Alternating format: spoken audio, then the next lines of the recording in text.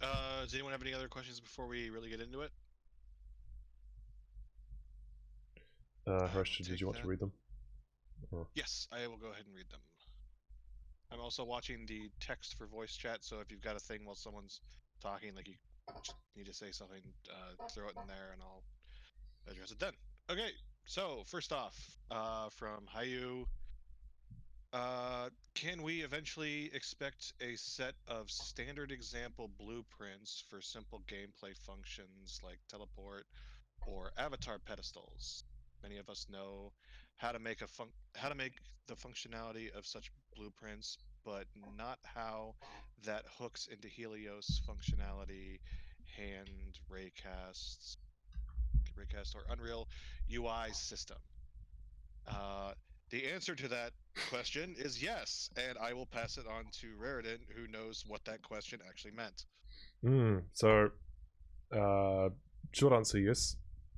As for interacting with menus and things, there is an example in the template under blueprints, word menu example, and blueprints. It is also on the default mirror. So you can open up that, and this just gives you quick info on what's needed for the actual collision to pick up with the hand raycast. So you would have a widget display component on here. You would chuck your widget in there with your buttons and things, and on the collision presets, either change that to UI and just have a box behind it. It has collision preset custom, object type, mode dynamic, and block, camera, VR trace channel, and interaction trace. And then the UI laser here, when you hold F, will hit off that surface. It can also hit other objects, so actually I'll talk about that later. Anyway, as for the pedestals, that is something I will have to add in for later on. It is planned. The browser in the current UI for avatars is just a temporary measure, because yes, it won't work once we have, you know, hundreds of things on there. So pedestals will be added later on. I think there's also things that we find the community wants a lot, like if there's some specific request. That's also something we can look into investigating. We just don't want to be producing things that don't need to be there. You know, if we spend a year producing some aspect of a game, like it might be, you know, gravity, like some interesting gravity mechanics or something, but no one ends up using them, it's pointless. Yes. Giving creators the tools to do it though as well and play around in that also gives freedom and an aspect of we don't want to shackle people's creativity. We want to support it, and we want to put out as much content to get people into creating as a simple format using things like blueprints. But if there is something that we find out people want, they can always ask for it, and that's the easiest way for us to find out community interest. Yep, All pretty right, much. is that answered then? Seems like it. Okay, moving on to the next question.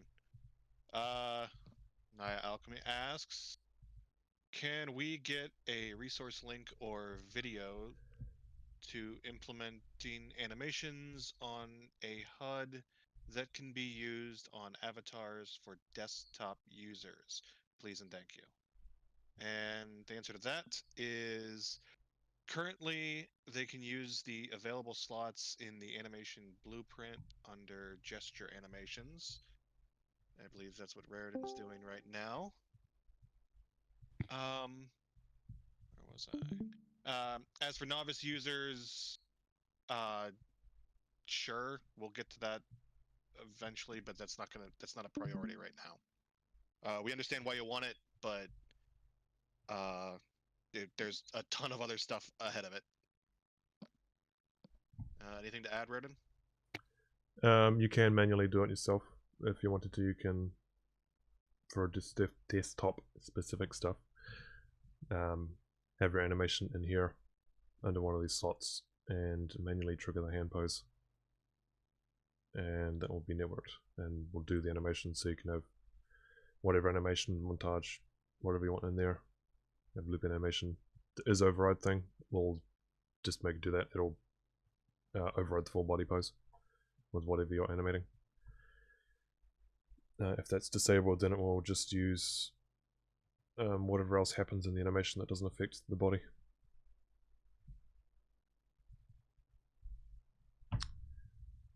Okay.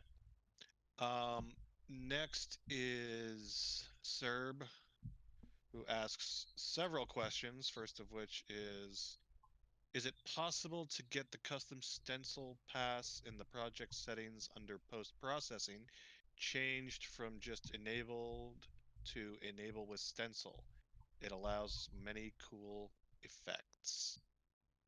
And that's definitely a Raritan question.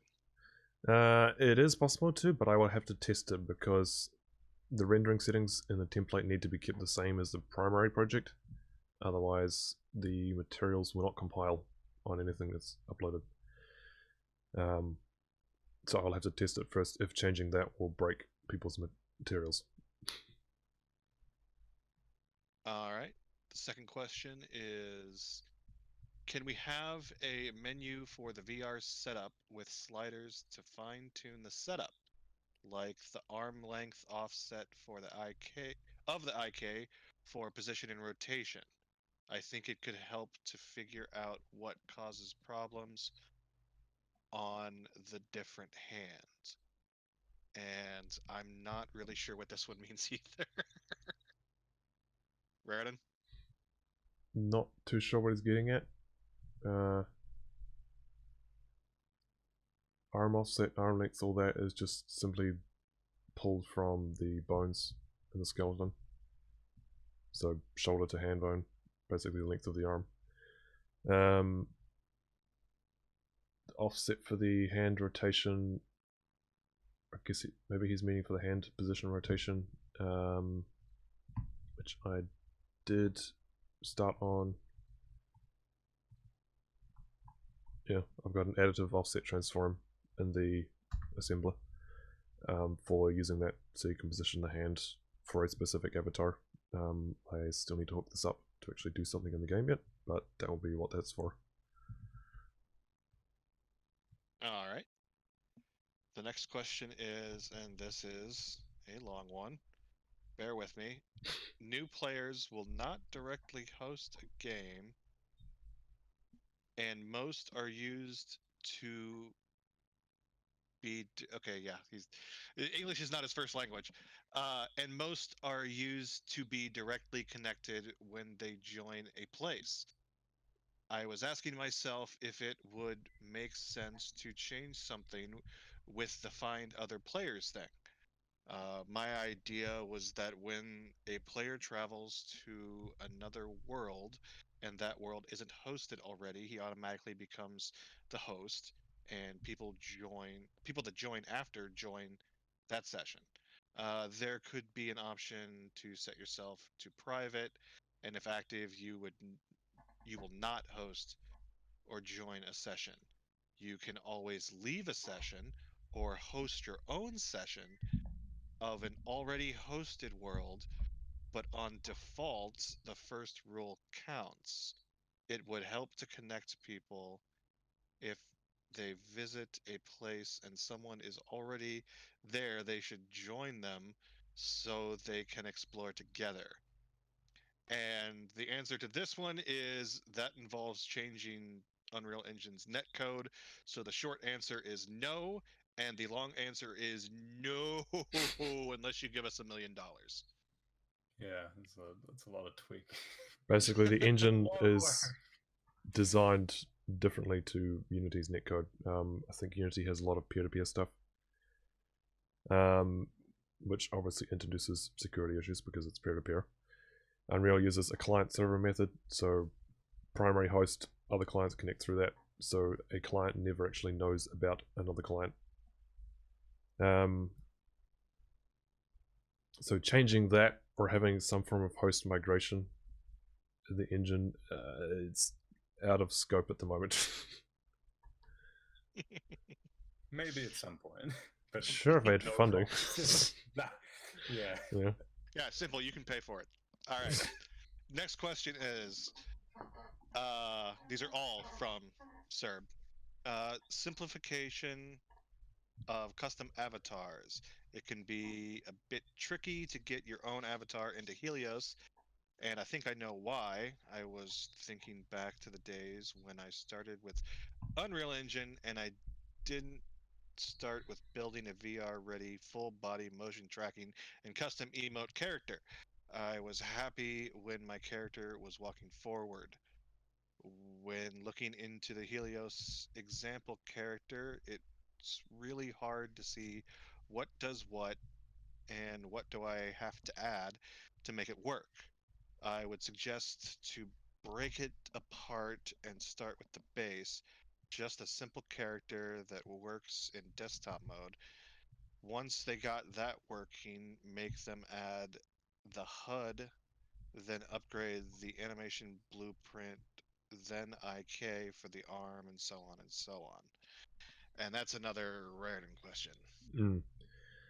Um. Okay, so I don't put it this way. Yes, doing avatars is certainly more complicated than doing a level, but in the animation blueprint here, if you're making your own one from this, essentially all you need to do is change the bones and the things that have highlighted in red and change them to the name of your skeleton's bone if your bone names differ. It is currently split up into different sections, so this would be basic desktop stuff. All of this is VR stuff. But all you need to really worry about to get it working is just changing the bone names and targeting the skeleton over to your one if you're using a different one than the Unreal one.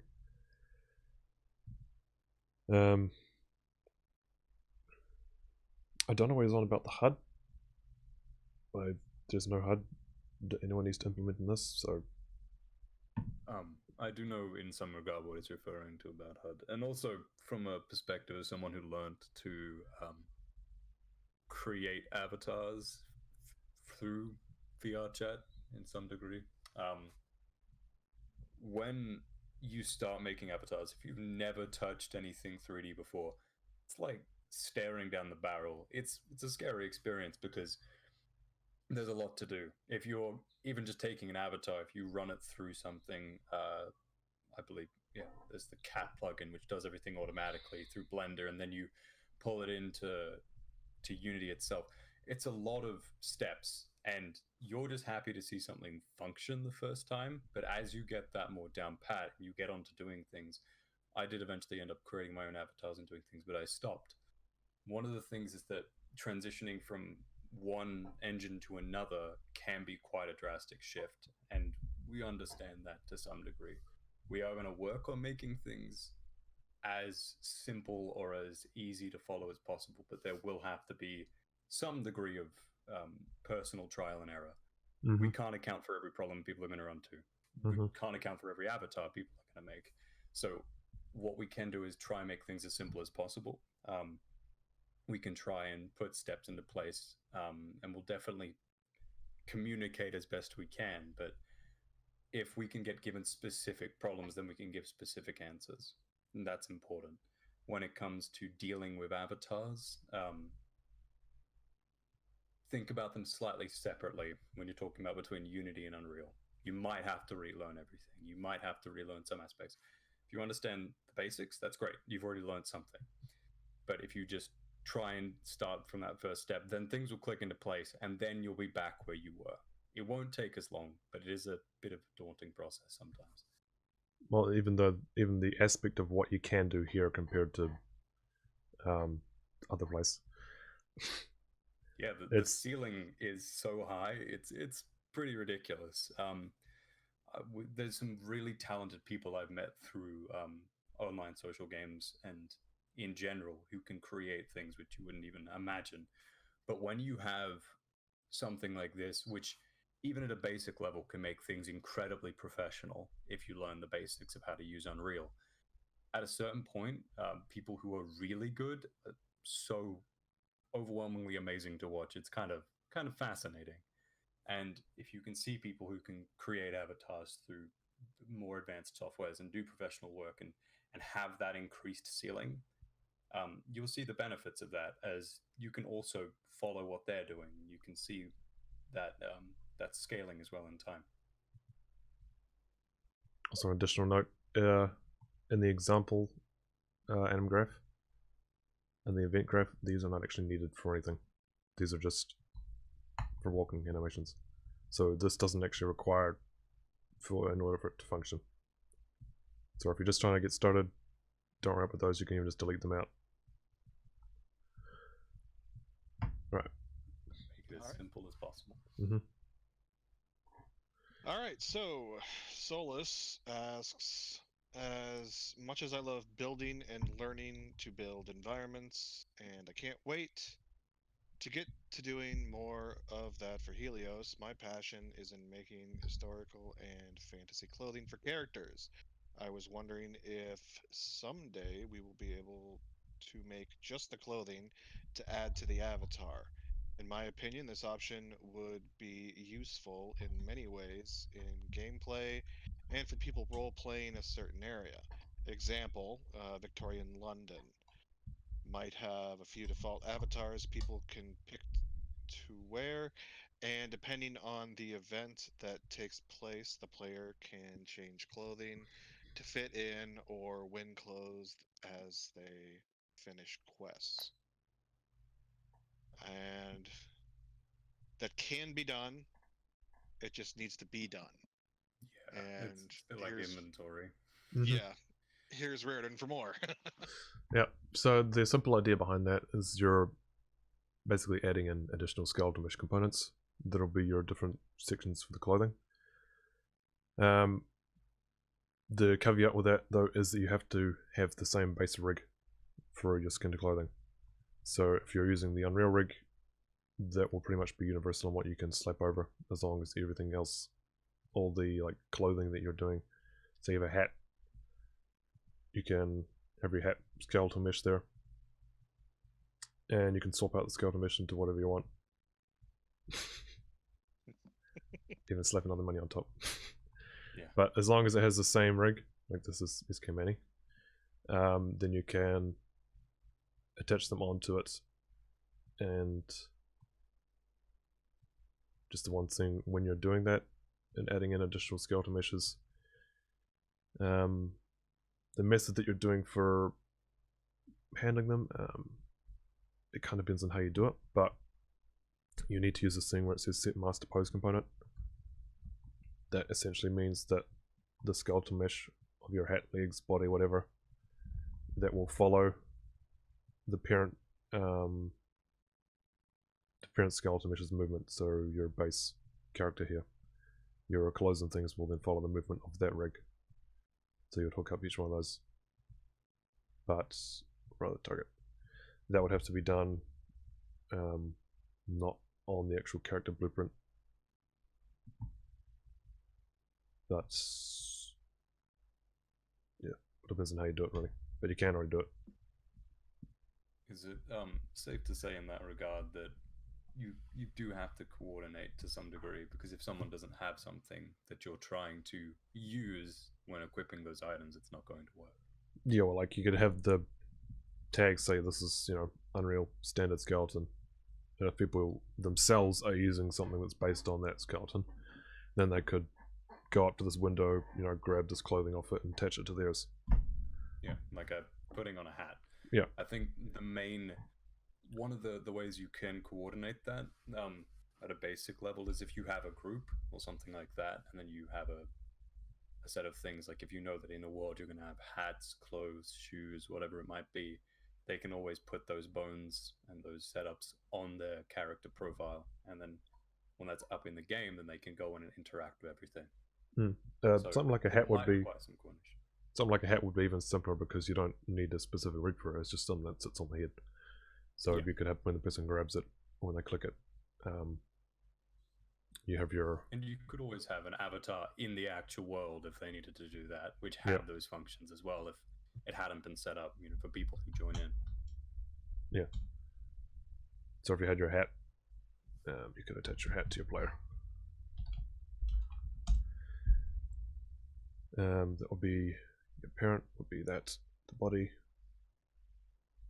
and your target would be your hat, and you could just say the socket name will be whatever the head name is called, typically just head. And you could either position it or relative to the head, or you could just snap to target, or rather keep world. That means wherever they let go of the hat, if they're in VR holding it, and they put it on their head, that's where it will stay in relation to their parent component. One thing that's worth mentioning is that, I mean, this is pretty much just giving most of the functionality of Unreal 4. I mean, Unreal 4, this guy's kind of the limit. I mean, I would be surprised if there was something that couldn't be done. So, yeah, Or a it's way just to at worth least mentioning. improvise it, yeah. Yeah, I mean, people find workarounds with less complicated systems. I really can't imagine that there's anything that you can't do in this. All right. And like we mentioned before as well, briefly on that, if we do find, once again, there is something we will say, we want to have clothing, like was just mentioned there, and that's something which the community says we can release something that would help with development of that, or people working in that. So it is just about that interest again, and making sure people tell us what they want to see. The next question is someone's just posting one. I'll get to that later. From Madai. What should we look into? Excuse me. What should we look into in terms of users being able to interact with the world using their controllers? Are we able to call functions from your blueprints to do things like line traces from the controllers and HMD gaze and use the buttons? Yes, this can be done. You just need to learn how to do it. Raridan's, I believe, going to do a quick demonstration. Let me open it up. Where is it? This is essentially the answer to the first one. Similar to how the mirror works, or just how the world UI works anyway. For buttons and things, there is a VR button component. Can't use it on the elevator, so you can just type in VR button, because your VR button component, it's part of the VR expansion plugin, and you can assign it a mesh, and it will use that mesh as long as it has a simple collision on it. Simple box collision, whatever. That mesh can be whatever you want. The button axis is the direction it's going to depress in. So in this case, it's going to depress in the x-axis like that. So when a VR user comes up and punches that button, then it'll depress in and call the elevator. This additional widget here that's also on it is for desktop, so they can look at it and click it with their laser pointer. That follows the same collision requirements as the word menu example. The only thing on the button component is having your collision just like this here, with static object responses blocking those two, and depending on what else you've got attached to it, you may have to skip the filtering, skip overlap filtering here.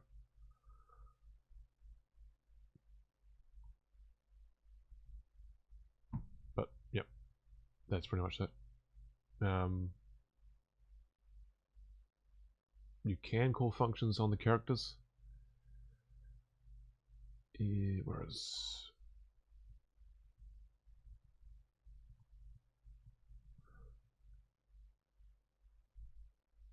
that's all the stuff you don't need to see.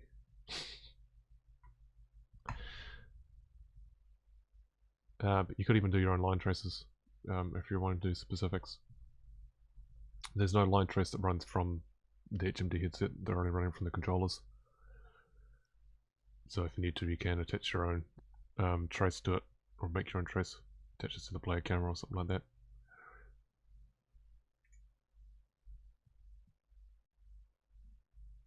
How would someone go about setting that up? A line trace.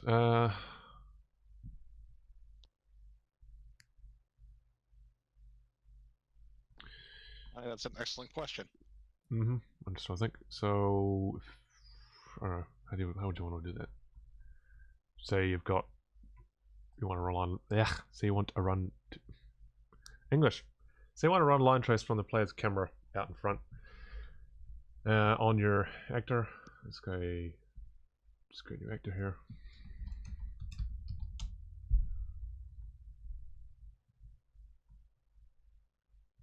So first off, you could detach this to the player.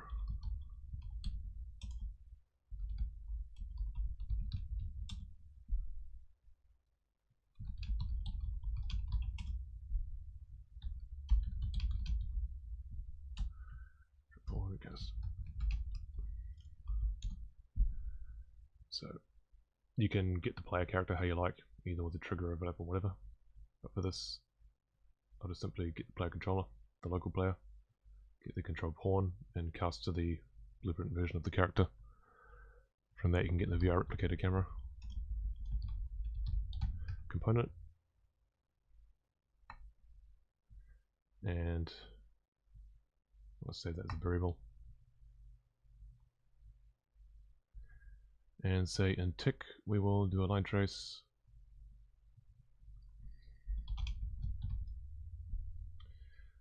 by channel. Start will be the camera, the player camera's world location. End will be the player camera's world location and the forward vector. So a forward vector is basically the x-axis of an object. So in this situation, player camera, this one here, that. It's going to be the forward vector from the camera out along that direction where the player is looking. Yeah. Yep. It kind of depends on the object as well. So the forward vector, you multiply that by how far you want the trace to go. So you can multiply float, say 2000, so it'll go out 20 meters. 2000? Yeah.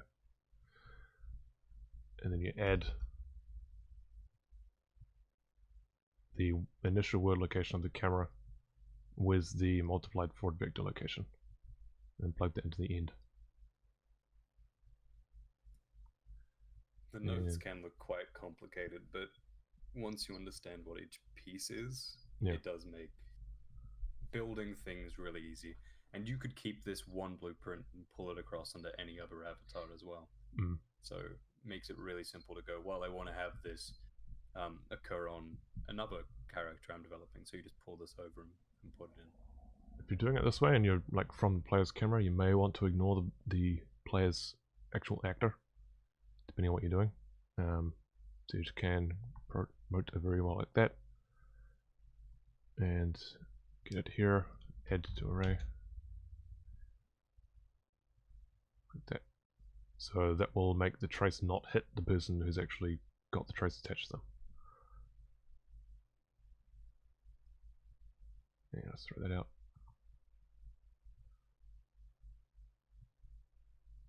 Of course, doing things live, I promise nothing.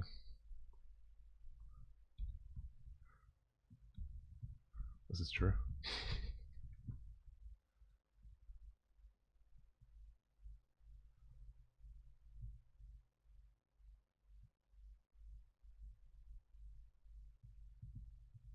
Guys, I just had to draw debug.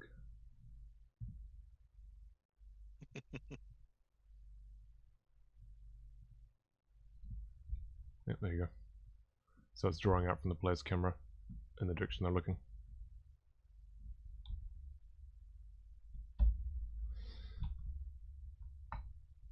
Does that answer that? Yay! Sure, if they need to, they can always rewatch it. See, pretty much. Copy exactly what you did. Well, yeah, this whole thing's going up on YouTube, so they'll have plenty of time to go over it, and I'll be annotating everything, so you can follow a timestamp straight to this part. Okay, so that answers Mad Eye's question. On to Stanley. Hmm? Stanley Eck, each. I don't know. What are the plans for monetization in the future of Helios? I hope that it can be free to be competitive, but I also understand that servers need to be rented and devs paid. What's that? How do you plan on paying for those items and being competitive to with VR chat? The answer is $5, as we discussed earlier, is the planned price for Helios. We plan to take a cut from any marketplace added in the future. It's all long Very term. minor. Very minor, exactly. Mm-hmm. We will not Not be on the taking Helios, unreasonable amounts. It's We want creators to be able to take the lion's share of the sales. Players could also sell what they create for Helios on the Unreal Marketplace, provided that it meets with the standards of the Unreal Marketplace. yeah. We also and all have of their TOS because we're not Epic. What you we produce, put up on there, is entirely falls under their TOS. we also have plans to add patron perks to the game, as well as some sort of award or badge system for players that donate to the game. Yeah, we've got ideas, but we don't want to cast stones and make an impression that's we can't eventually deliver on. So we try to keep it as simple as possible. We don't want to charge people something outlandish. So $5 is nice and simple. It's just a one-off entry ticket, right? And then if you think about that, typically with social games, even if you do the old $1 per an hour thing, you're going to blow that out in the first day or 2 days, and then every time you spend on their forwards is, that's it. We don't want to be outrageous. We do want to be competitive, but we also do notice the shortfalls of being a completely free game. If we go that route, then we might have to get people involved or support involved that might influence our direction or our vision. And we would prefer to be a free, quote unquote, studio. So, as best we can, we want to hold true to the community and that benefit. And you can see that with a lot of small games that developed as well. As they popped up through places like Steam, really free games have a lifespan. And unless you have a small charge or a fee to keep things going, eventually it dries up, and we will have to move on from this. We can't stay here forever professionally. So at the moment, this is a thing we're working on as passion. But at some point, if it's going to become professional, it needs to have that lift off and that fuel to burn. So All right. Also, Epic Grant, fingers crossed. yeah, both things. Someday, maybe, Senpai will notice us. They've noticed us. They just need to fork out the dough. Anyway, Well, we need to apply first. yes, we need to apply Right. first. Stupid Yeah. Corona. Anyway, Kazilex, I'm assuming I said that right. Epic Games has an eye on EU for. See, you did it too. You did it too. UE4. Uh, Developers, if given the special opportunity, would you ever hypothetically take investment from Epic as an exclusive title to become their VR chat competitor? You've talked about your Steam Workshop compatibility, so I'm curious whether or not you'd consider it. We've discussed the quote unquote dump truck full of money scenario in the past multiple times, as they do have a tendency to roll up to some devs, and not just the indie ones either, with a dump truck full of money saying, hey, make your thing exclusive to Epic for the first year. And uh, presently, we have plans to operate on both Steam and Epic. We're also looking into using Mod.io for content hosting. These are all questions for the future. Yeah. It would need to be at least 2 dump trucks though, full Yeah, of the catch line is show me the money, right? So money. it needs to be on the table first before we need to, because it's easy for us to say, oh, we're here, we're not doing that or something, but it's very different to know the circumstances that murderers. Once again, it is, if this ends up being bigger and it gets invested in, it's professional at that point.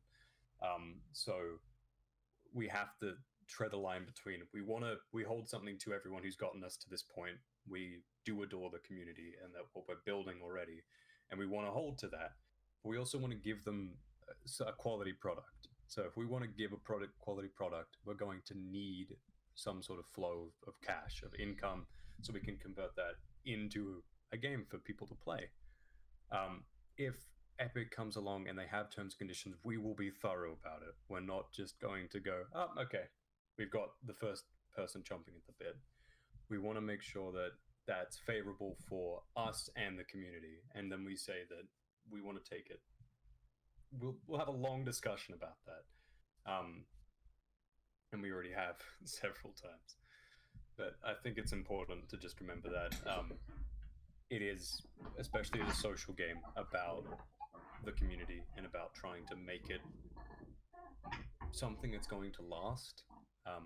So that's always in the forefront of our vision for this project. All right. Anything to add, Verdon? No, not really.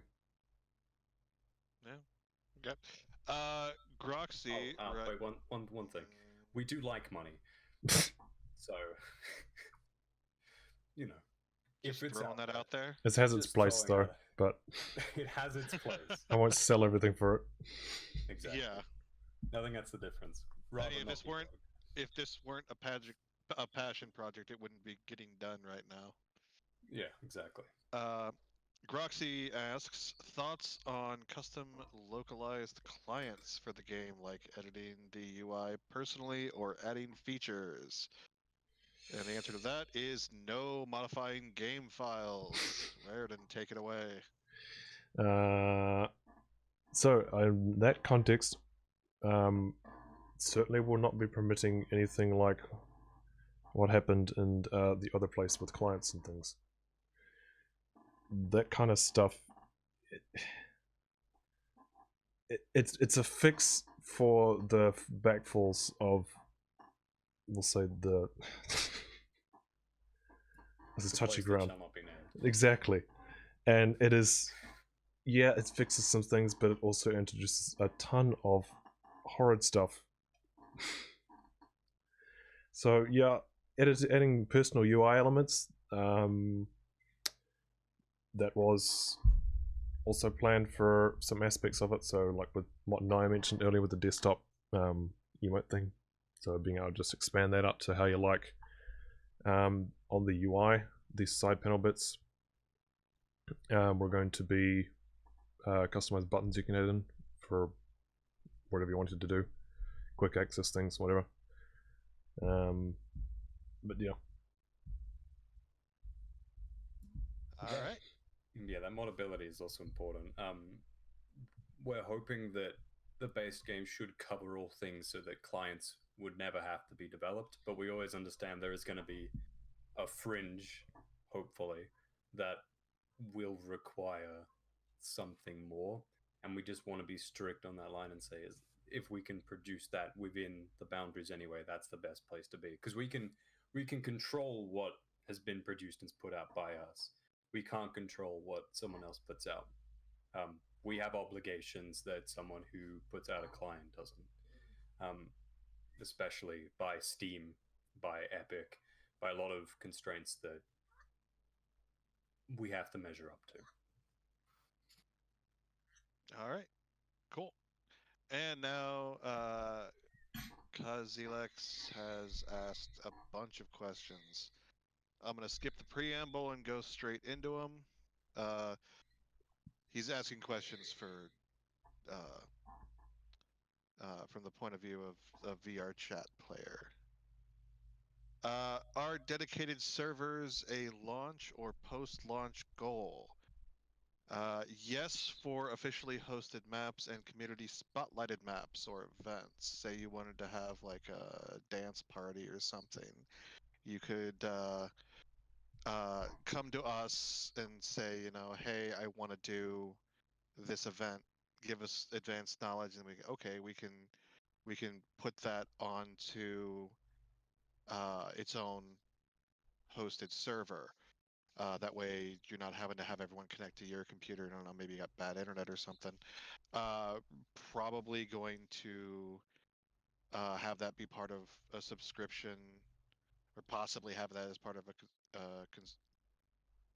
subscription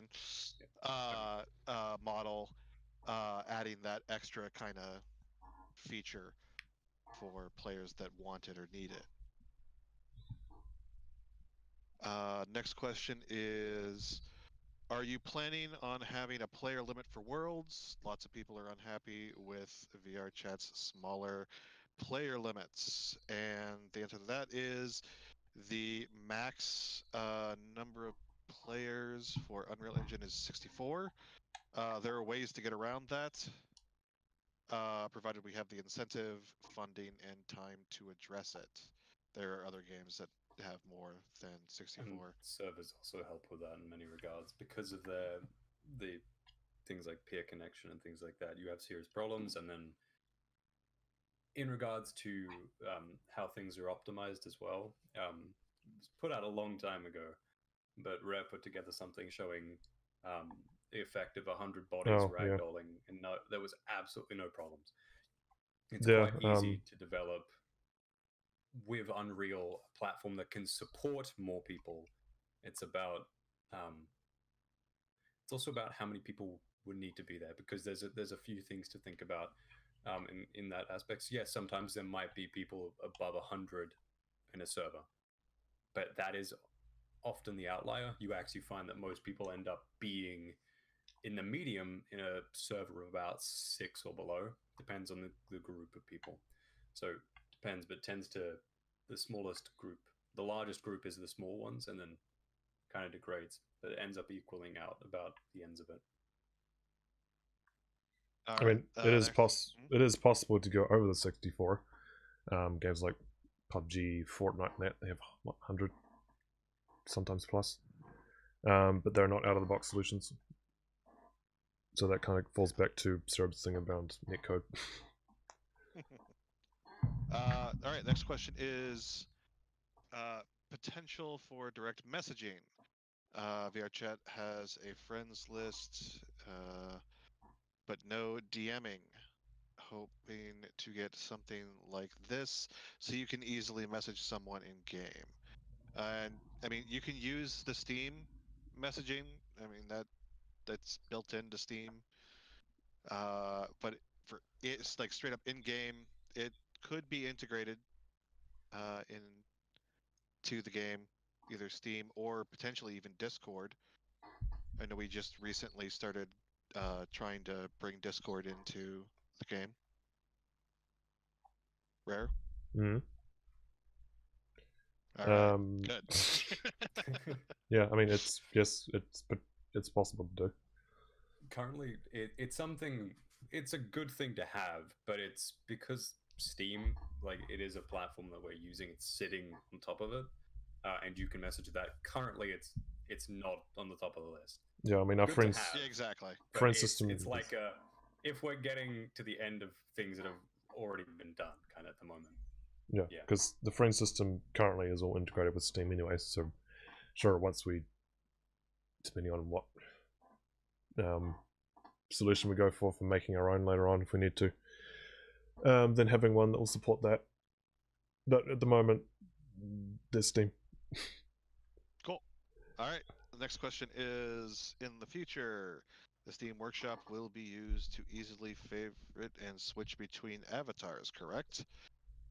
Yes. The in-game browser is currently just a placeholder in its current form.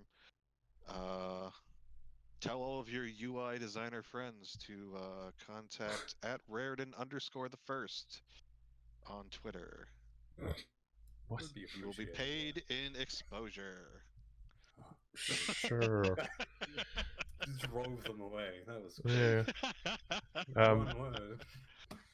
Ah, But And then evil laughter. yeah, pretty much.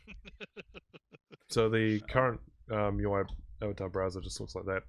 It's under the avatar section. I can't show you here because it's not designed to work in the editor. But yeah, this pulls available public ones from Steam, and there's also a private section for your own ones. Either if your own ones are set as friends only, only friends of you on Steam can download and see it. If they're public, anyone can see it. You can also mark other people as contributors on it so that they can use it. You've got all the integration of the Steam Workshop the same way something like Gary's Mod does, which is really helpful because, for instance, if people are setting up an RP server and you join on that server, they could create a mod pack which is downloaded as they join, and then all the assets that need to be there are automatically located. So it helps alleviate a lot of the setup we would have to do for producing something to do that. It's automatically done by the Steam Workshop, and also it's obviously secured by Steam. So anything that's put into there, it's covered. So it's really good for us to be using that at the moment, especially. How do you mean covered? All right. Simply, how do you mean covered? What was that? How do you mean by covered? Well, obviously, when you upload something, it's protected by Valve. It's on Valve's database. We don't have to be hosting that currently. Oh yeah. Like we don't have to have a place to be storing everything. That's what I mean by covered. Sorry. All right. Next question is, what is the dev team's experience in game development? I'm getting sort of a friends who are sick of VR chat and Sansar vibe in here. The answer is we didn't really know Sansar existed until it sort of stopped existing. I know about Second Life, but I honestly didn't know Second Life still existed. I thought it was just like what's that, RuneScape? Like people still play this. Yeah, kind of happened. Raritan was a big VR chat player, mostly in the avatar creation field, and his frustration with that engine that shall not be named. My frustration with MS-DOS prompt.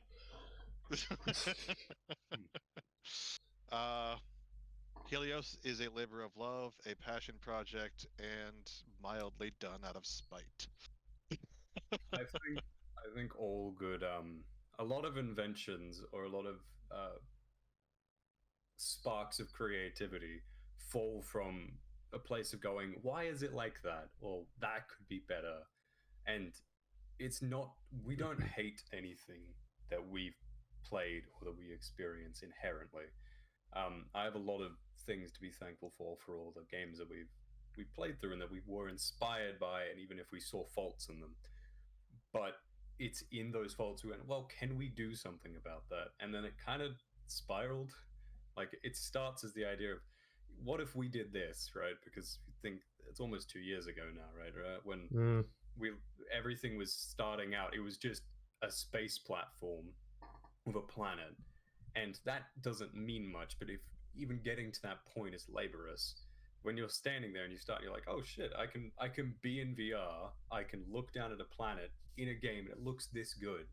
That was a moment where it kind of all came together to some degree. Oh, the thing is, in this engine, we can do this. Yeah, exactly. It was a moment going, we could do something here, and it was a almost awe-inspiring experience. So it was nice, cathartic. Yeah. Can't English today. All right. Next question is another monetization question. One-time purchase or subscription. Subs are scary, but I feel like for an activity such as VR chat, a subscription would work best. And well, I mean, we all hate subs, but it might be an option for access to private hosted servers, like we discussed earlier. That's definitely a future question. That's not something we're really prepared to answer just yet. We have ideas, but nothing concrete. Uh, Next, he asks opinions on mirrors. Mirrors are a big part of VR chat culture. I assume they will be supported. I'm just curious on the devs' opinion of them and people who sit in front of them. Lol. Uh, Yes, mirror. the answer. Yeah, they exist. Fifth question that Kazix asked. It's. I I think just it's answered. important. Hmm. It's important to distinguish. No, Tiberius is right. Tiberius is right. Hmm? I didn't actually answer the letter Oh, of what he had asked. Uh, Dev team experience. Um, I have none. Raritan? I have, what was it now? Like probably 10-ish years in 3D artist stuff. Personal hobby and professional, and don't need to know about a day job. Yeah. You've actually been paid for your stuff. Yeah. Let's see. Castle? 20 years worked on Call of Duty, Warframe. I did a bunch of stuff in so many games I can't remember. I don't know. I've been doing it for a really long time. Subnautica, um, Doom expansion, Doom 2, No Rest for the Living. What else? Made my own first-person shooter recently, like about a year or and change ago. I don't know. I worked on some episodes. I don't know. It's a long time. Long time in the game industry. Game developer. Simple. I just work here. Simple is Jimmy the intern. the unpaid intern. Many years of spite. Mm. Like it says on the SubLight Games about section on the website. I'm the front of the house guy. I I don't know how I don't know how to cook, but I can greet you at the door. Yeah, I think it's important to remember that a lot of projects do just start as saying like, yeah, I wonder what could happen, and most of the time it's one friend who knows how to do things and a whole bunch of people going, yeah, that's good. Mm. So, yeah, thank Raridan for starting it, and then I guess you can say, you know, that we encouraged him. That's I have the kinda mad science lab in the basement. yeah, we just throw money at Wait, what? We're giving him money? I do. Okay, so where were we? Mirrors. Um, Mirrors are part of VRC culture, and as such, we can't ignore them. Uh, I feel like the negative connotation with the mirrors in VRC comes from the fact that there's so little else to do in VRC that the mirror sitters get a bad reputation, Absolutely. and uh, it's just as, yeah. That's what I'd say. 100%. I think it's definitely born of circumstance.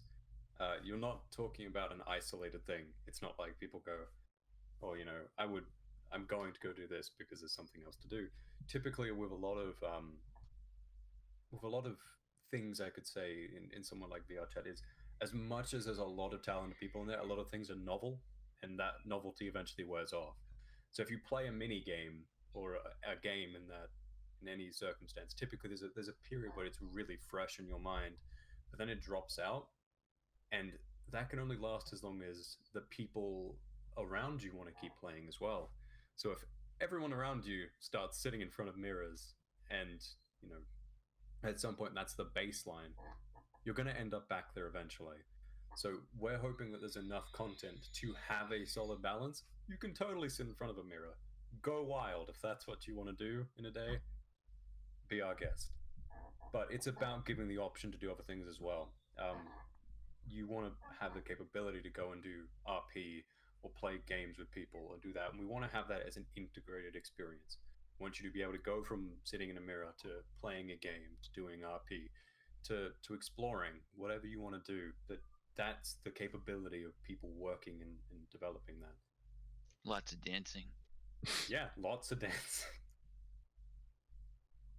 Hey, we got full body now. Uncomfortable hip thrusting. Dot gif. Oh, sorry, GIF. I'm sure No, I'm it's getting GIF. yelled at by someone. GIF is a exactly. GIF is a God damn it, Bobby. Do oven I look scrub. like I know Let's a not GIF? start this conversation.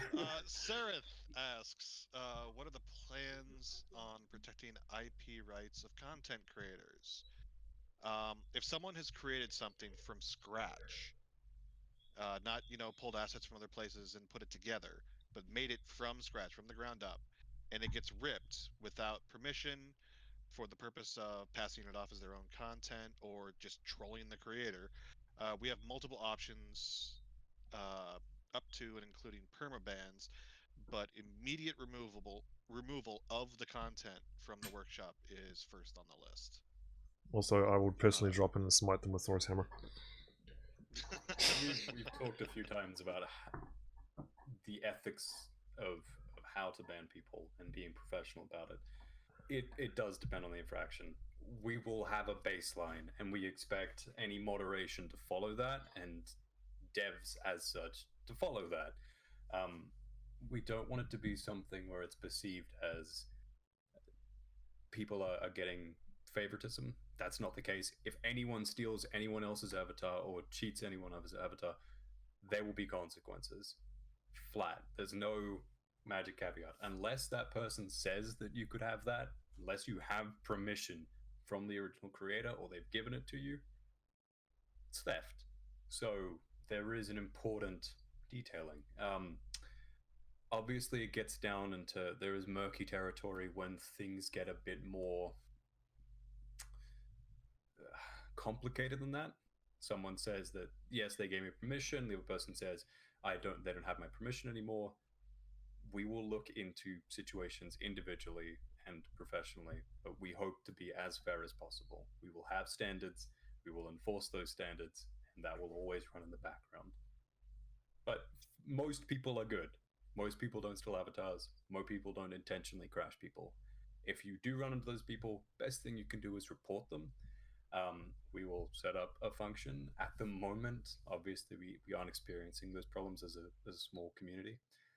But as things get bigger, we will look at making sure that it's never welcomed, never ignored, especially would be the main cause. Yeah. All right. When we upload right now in Alpha State, do we still keep rights on our creations? And as far as what you make is yours, we believe that the community makes Helios. What you make is yours. We have no plans to own your content now or ever. We are not Facebook. That said, if you have your own IP, if you have your own intellectual property, it's up to you to legally protect it. Yeah. You can tell us to remove it, and it's gone. We won't ask a thing as long as we know it's yours and you can prove it's yours, and then we'll go, okay, we will remove it. If there was any need to. Well, they can remove it themselves. We don't hold copyright. You know, we're not patents. We're not whatever legal system. We're from several different countries as well, which is also important because legalities change around IP in different countries.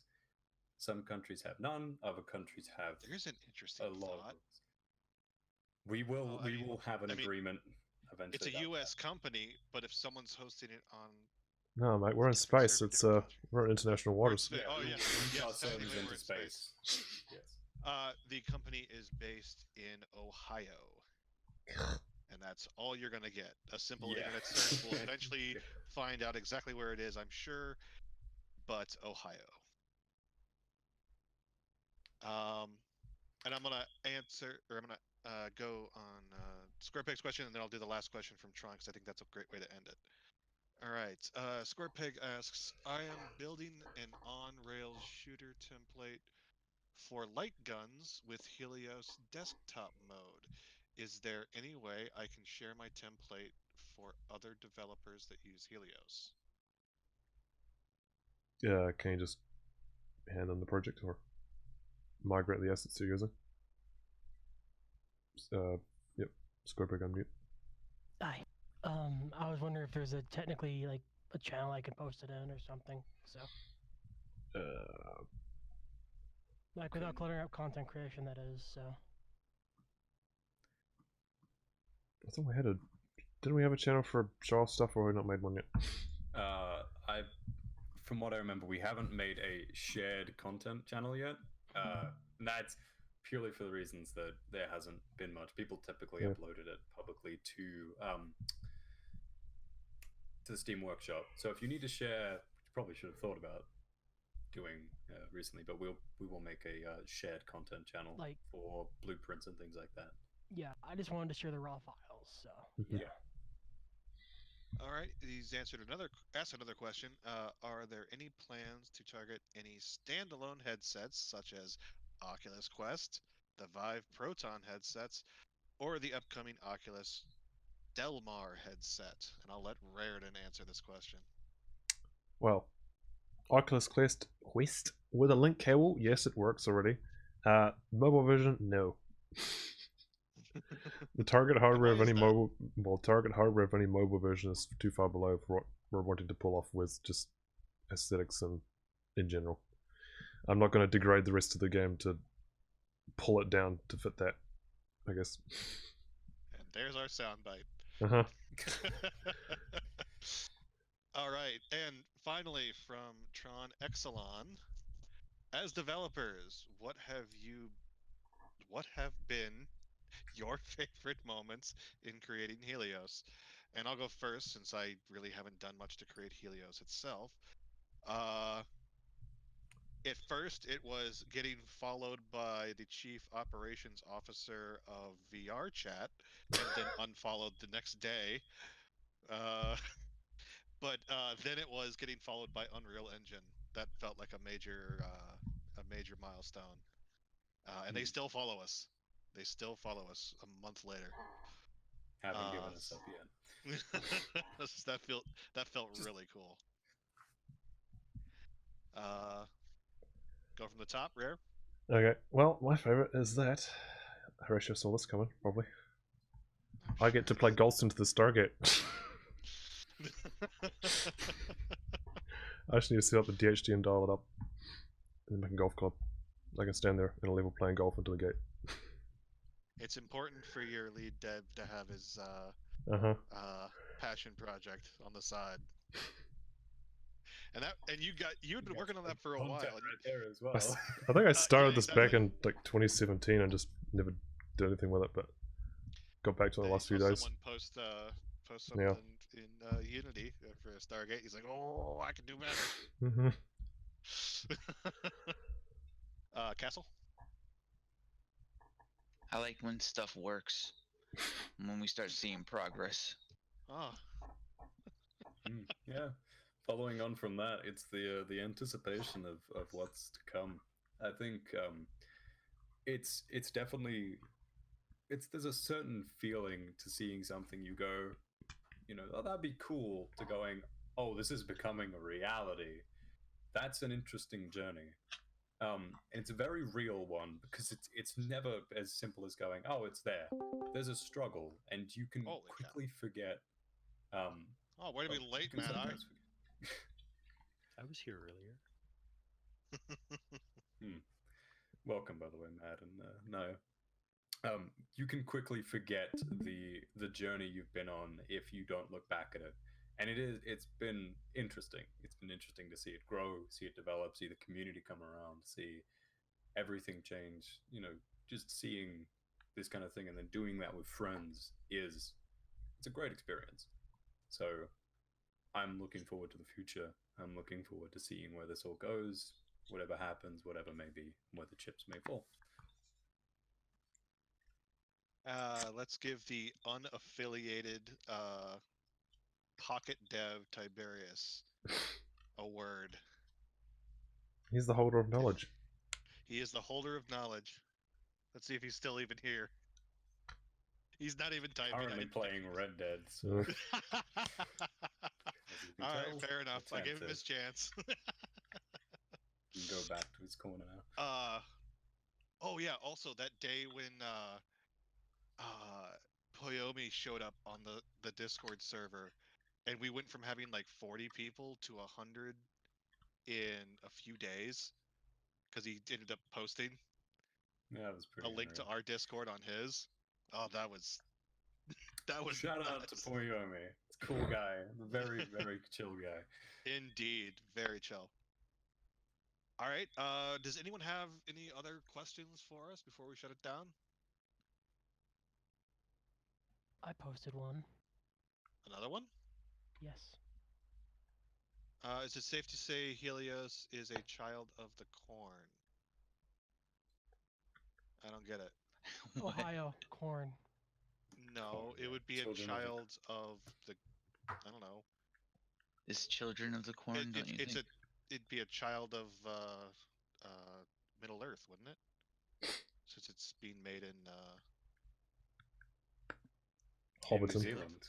Maybe. Fair enough. It's a forsaken place. Being made in Yeah. New Zealand, the company's in Ohio. the company is in Ohio for tax purposes. For They live in Ohio. legal reasons is the phrase. No, you can say tax purposes. Because Raritan refused to marry me for a green card. It's okay. Yes. You can keep that in the back of the diary ship. All right. Excuse me? With that, I guess we'll call it a dev Q&A. Thank you very much, everyone, for stopping by.